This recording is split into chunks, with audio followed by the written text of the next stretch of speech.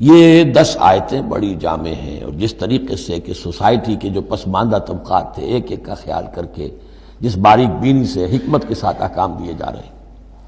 اب اس کے بعد جو رکوع ہے یہ بڑا مختصر ہے، آیتیں 4 ہیں لیکن ایک قیامت مضمر ہے ان میں، یہ اعجاز ہے۔ 4 آیتوں کے اندر اسلام کا پورا قانون وراثت جس پہ پوری پوری جلدیں لکھی گئی ہیں، جامعیت کی انتہا ہے۔ یوصیکم اللہ فی اولادکم، اللہ تعالیٰ تمہیں وصیت کرتا ہے تمہاری اولاد کے بارے میں، للذکر مثل حظ الانثیین، لڑکے کے لیے حصہ ہے 2 لڑکیوں کے برابر۔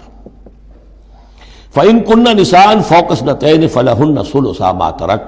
اور اگر صرف بیٹیاں ہی بیٹیاں ہوں اور 2 یا 2 سے زائد ہوں تو ان کو 2/3 میں حصہ ملے گا۔ وَإِن كَانَتْ وَاحِدَةً فَلَهَا النِّصْفُ، اور اگر ایک ہی بیٹی ہے تو اسے آدھا ملے گا۔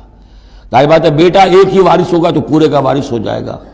تو جب بیٹی کا حصہ بیٹے سے آدھا ہے تو اگر ایک ہی بیٹی ہے تو اسے آدھی وراثت ملے گی، آدھی پھر اور لوگوں کو جائے گی، وہ ایک الگ حصہ ہے، معاملہ ہے۔ وَلِأَبَوَيْهِ لِكُلِّ وَاحِدٍ مِّنْهُمَا السُّدُسُ مِمَّا تَرَكَ إِن كَانَ لَهُ وَلَدٌ۔ اب یہ وراثت میں ایک تو ہے نیچے وراثت بیٹا بیٹی، اور ایک ہے اوپر والد والدین، جب اب وہ بھی زندہ ہیں، فوت ہوا ہے کوئی شخص، اس کے والدین یا والد یا والدہ دونوں میں سے کوئی ایک زندہ ہے، ان کا بھی حصہ ہے۔ وَلِأَبَوَيْهِ لِكُلِّ وَاحِدٍ مِّنْهُمَا، اس کے والدین کے لیے ہر ایک کے لیے ان میں سے چھٹا حصہ ہے اس کے ترکے میں سے، مما ترک ان کان لہو ولد، اگر اس کے اولاد ہے۔ ایک شخص لاولد مر گیا ہے تو اور بات ہوگی، اولاد ہے تو چھٹا یعنی 1/3 حصہ والدین کو چلا گیا، 2/3 جو ہے اولاد میں تقسیم ہوگا۔ فَإِن لَّمْ يَكُن لَّهُ وَلَدٌ، اور اگر اس کی اولاد ہے ہی نہیں، لاولد فوت ہو رہا ہے، وَوَرِثَهُ أَبَوَاهُ، اور اس کے وارث اس کے والدین ہی ہیں، فَلِأُمِّهِ الثُّلُثُ، تو ماں کو 1/3 اور باپ کو 2/3، وہی وہ مرد کا باپ ماں سے عورت سے دگنا ہو جائے گا۔ فَإِن كَانَ لَهُ إِخْوَةٌ،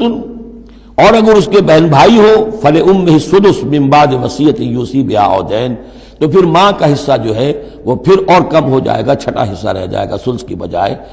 تاکہ باپ کی طرف سے تو پھر بھائیوں کو وراثت جا سکے گی اس کے، لیکن ساتھ فرما دیا من بعد وصیت یوصی بہا او دین، وراثت کی تقسیم سے پہلے 2 کام کر لینے ہوں گے کہ اگر کوئی وصیت کی ہے اس وصیت کو پورا کیا جائے، اگر کوئی دین ہے جو فوت ہوا ہے اس پر کوئی قرض ہے وہ ادا کیا جائے، پھر جو ہے وراثت ادا ہوگی۔ من بعد وصیت یوصی بہا او دین، آباؤکم و ابناؤکم لا تدرون ایہم اقرب لکم نفعا، تمہارے باپ یا تمہارے بیٹے تم نہیں جانتے کہ ان میں سے کون تمہارے لیے زیادہ نافع ہے، زیادہ قریب ہے نفع کے اعتبار سے۔ فریضۃ من اللہ، یہ تم اپنی عقلوں کو چھوڑو، اللہ کی طرف سے یہ فرض ہے۔ فریضۃ من اللہ، یعنی آدمی سمجھے میرے بوڑھے والدین ہیں، خام خواہ ان کے لیے حصہ کائے کو رکھ دیا ہے، کھا پی چکے، زندگی گزار چکے، وراثت تو ملنی چاہیے اولاد کو، بیٹا بیٹی کو نہیں۔ اللہ کا حکم مانو،